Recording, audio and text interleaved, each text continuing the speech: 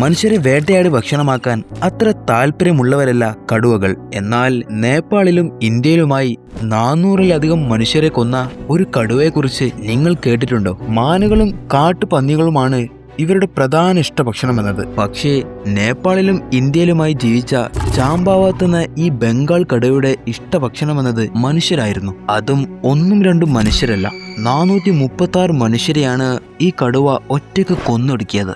ഇതിൽ ഭൂരിഭാഗവും ഇന്ത്യയിലായിരുന്നു. ഹിമാലയത്തിലെ ഭൂപ്പാൽ എന്ന ഗ്രാമത്തിലാണ് ആദ്യമായി ഈ കടുവയെ ആളുകൾ ശ്രദ്ധിക്കുന്നത്. അവിടേത് ആളുകളെ ആക്രമിക്കാൻ തുടങ്ങിയതോടെ ഇതിനെ വേട്ടയാടി കീഴ്പ്പെടുത്താനായി ഒരു വേട്ടക്കാരനെ ഇവിടേക്ക് എത്തിച്ചു. പക്ഷേ അയാൾക്ക് ഇതിന് സാധിച്ചില്ല.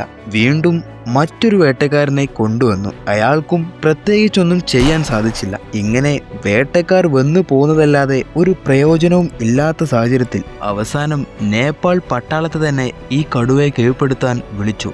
ഒരു കടുവയെ കൊല്ലാൻ ഒരു രാജ്യത്തിന്റെ സൈനികരെ വിളിക്കണമെങ്കിൽ ഈ കടുവയുടെ ശക്തി എത്രയായിരിക്കും?